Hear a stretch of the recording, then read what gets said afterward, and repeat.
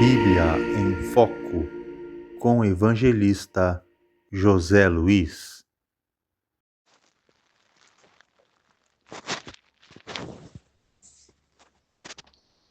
A paz do Senhor para os irmãos. Venho por meio desse áudio trazer aqui uma palavra de Deus para nossos corações nessa tarde.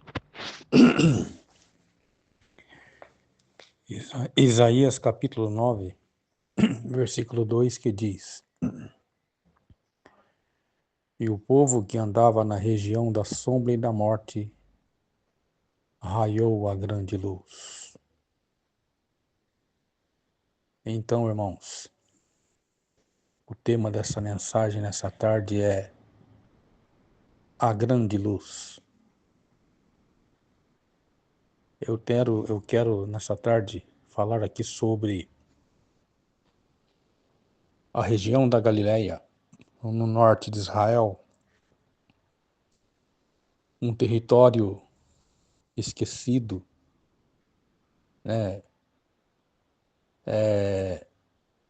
criticado pelo povo que vivia no sul de Israel, onde ficava a Judéia, ou fica a Judéia, né? E havia ali uma humilhação sobre aquela terra, né? Os judeus do sul criticava a Galileia por conta que ali era um dos piores ou das piores regiões de Israel, vamos dizer assim, por conta que ali vivia judeus misturados com povos pagãos, né? Uma mistura, e por conta disso ficava naquela região a tribo de Zebulun e Naphtali, e um pedaço também de Manassés. E aquela região era mal falada, né? Pacata, vamos dizer assim. Então, o profeta Isaías, no capítulo 9 aqui, ele vai profetizar essa profecia. Olha só o que sai da boca do profeta. Ele está dizendo que na região da sombra e da morte raiou a luz. O que significa aí região da sombra e da morte? Porque naquele lado ali, a tribo de Naphtali e Zebulun, geograficamente falando, né, e também no passado, essas tribos elas foram humilhadas, né, pelos vassalos, ou seja, os reis da Síria e da Síria, a qual essas tribos faziam fronteiras. Existia ali invasões desse reinado assírio, também sírio, de outros povos. Então, aquela tribo de Naphtali e Zebulun foi humilhada por conta disso. E o povo que habitava na região da sombra e da morte, na escuridão das trevas, raiou a luz. É o que o profeta está falando ali. Ou a grande luz, né? Então, naquela região da Galileia, deu-se o início do ministério de Jesus. Ali começou o ministério de Jesus. Naquela região ficava Cafarnaum, ou Cafarnaum, né? Kéfer, aldeia, Naum, o profeta, homenagem ao profeta, segundo algumas interpretações. Ali era o quartel-general QG, vamos dizer assim, aonde Jesus deu início ao seu ministério naquela região. Ali ficava Betsaida, né? Magdala, Cafarnaum, Betânia, aquela região ali. E Jesus vai dar início exatamente nesse lugar, nessa região da Galileia, no norte de Israel, predito pelo profeta Isaías, que está falando exatamente essa palavra. Que luz é essa? É o Messias, o Mashiach, como eles dizem, né? E o Messias, ou a grande luz, né? A qualquer momento chegaria por ali, como de fato chegou, né? Jesus nasceu no sul, em Belém da Judéia, né? Ficou no Egito aproximadamente uns 2 anos até a morte do rei que o perseguia. Voltando, ele foi para Nazaré, aonde ele foi criado, né? E ali o seu ministério deu início na região da Galileia. Então, eu quero dizer aqui, irmãos, que o ministério de Jesus ali, ele começa a chamar os discípulos, né? Pedro, André e Filipe, seu irmão, ali da região da Betsaida, né? Ali havia um lugar onde os pescadores se reuniam para pescar, né? Ali acontece a pesca milagrosa, Mar de Tiberíades, ou Mar da Galileia, né? Então, ali naquela região, Jesus, como eu repito de novo, deu início ao seu ministério, né? E exatamente Isaías 9 vai falar que ele é o príncipe da paz. Então chegou ali para aquele povo a paz, a alegria, né? A qual eles não tinham, né? Chegou ali a vitória, o conselheiro, Deus forte, o príncipe da paz. Então esse menino, como Isaías está falando ali, o advento do Messias, o povo que andava na região da sombra e da escuridão da morte, raiou a luz. O profeta está falando ali de escuridão, trevas. O que significa isso, né? Eles estavam distanciados de Deus, estavam afastados, por conta que eles estavam longe do sul, estavam no norte, né? Eles esfriaram na fé, né? Abandonaram, vamos dizer assim, perderam as esperanças, né? E aconteceu que, de repente, agora, Jesus ia mudar a situação desse povo, né? Jesus ia trazer para eles esperança, uma vida nova, né? Jesus agora ia chegar ali de forma relevante, ia tirar eles daquela situação, ia dar credibilidade para eles, né? Reconhecimento, tudo isso, irmãos. Jesus ia levantar, né, a moral desse povo, né? Ia fazer deles uma nova criatura, vamos dizer assim. Foi exatamente isso que Jesus fez. Ele chegou naquele cenário, naquele lugar de trevas, naquela região da sombra e da morte. Ele começou a pregar: Vinde a mim, os que estáis cansados e oprimidos, eu vos aliviarei. Aprendei de mim, que sou manso e humilde de coração, e acharás descanso para vossas almas. Vinde, pescadores, e eu vos farei pescadores de homens. E Pedro, André e Filipe, seu irmão, largaram a rede e seguiram Jesus. Ele começou ali a formar os seus 12 discípulos, não, os seus discípulos oficiais. E ali Jesus começa a fazer a obra de Deus, a missão, na região da Galileia.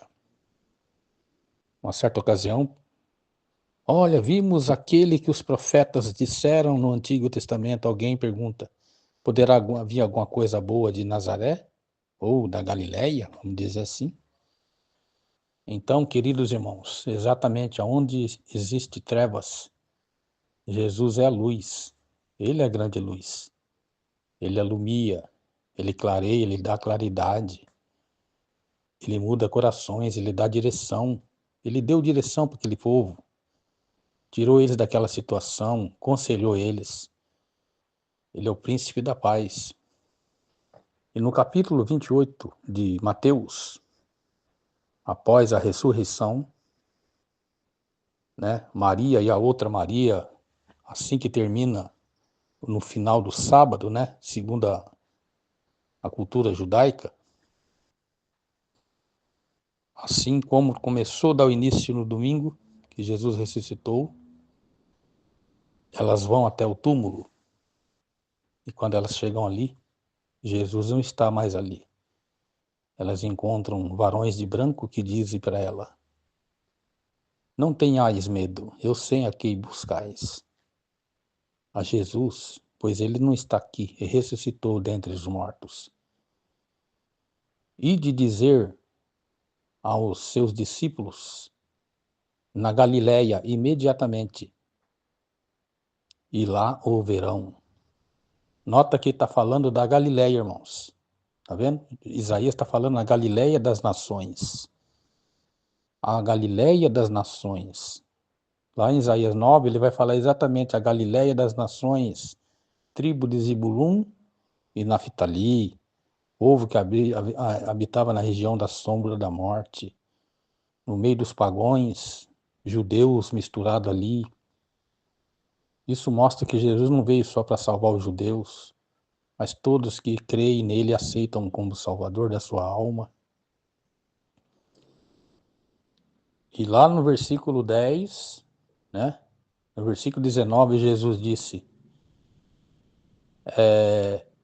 ide pregai a todas as nações, batizando-os em nome do Pai, do Filho e do Espírito Santo.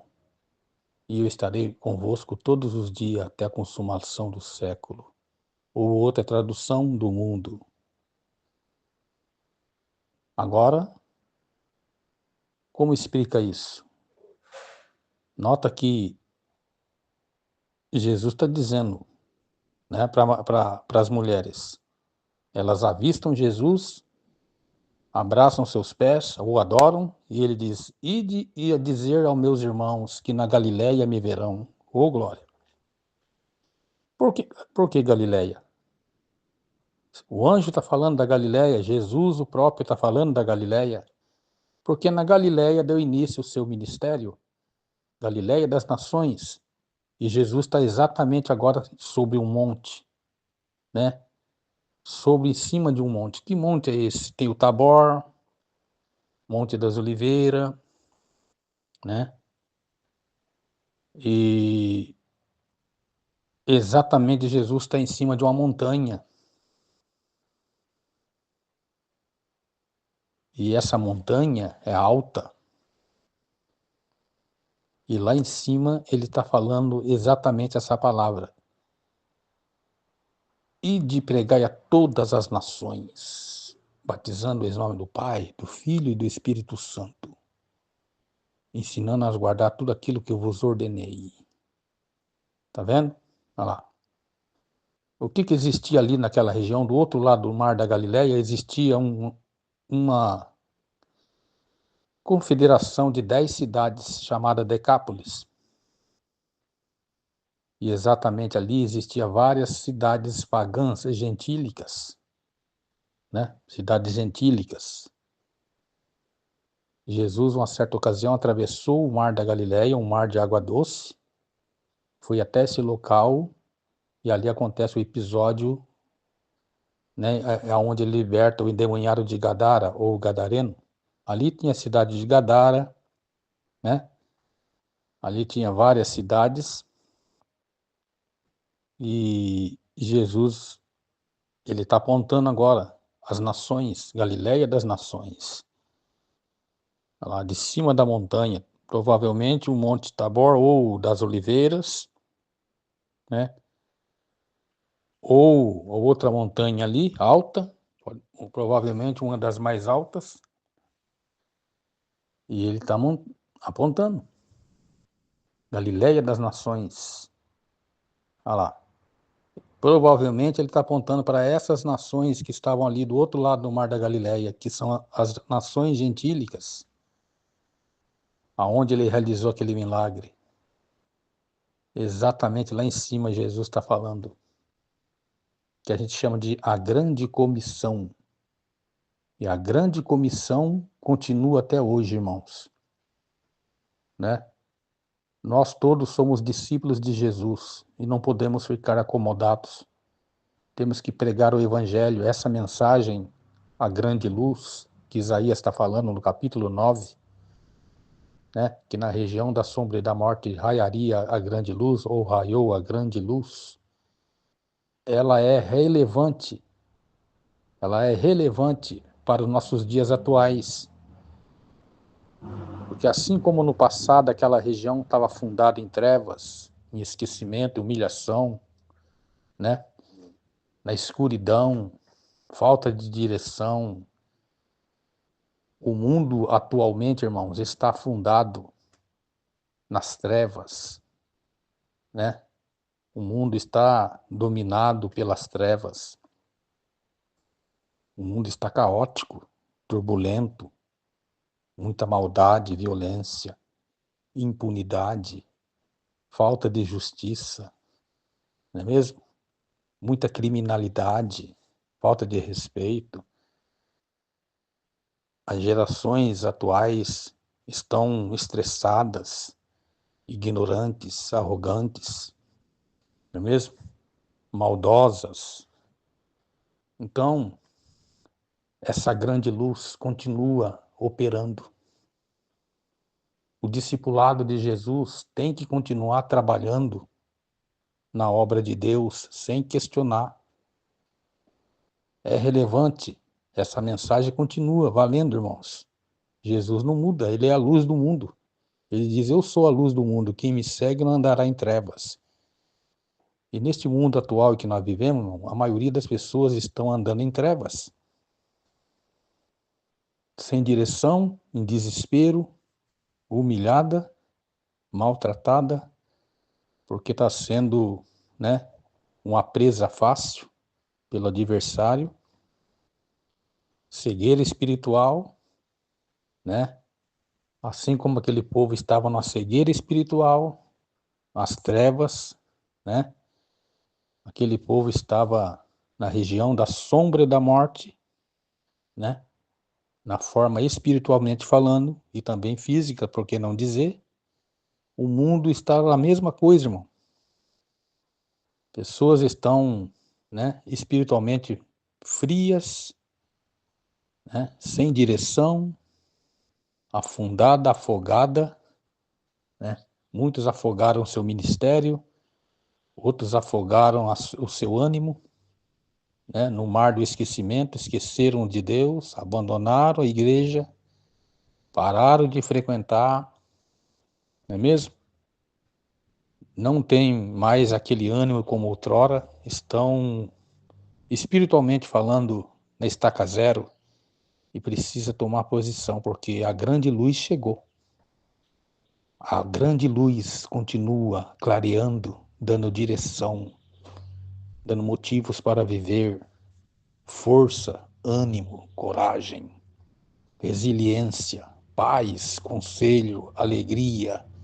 É o que o Isaías está falando, o príncipe da paz, Deus forte, Deus conosco, Emanuel, louvado seja o nome do Senhor. Então, essa palavra nessa tarde é o seguinte: a grande luz continua chamando ao arrependimento.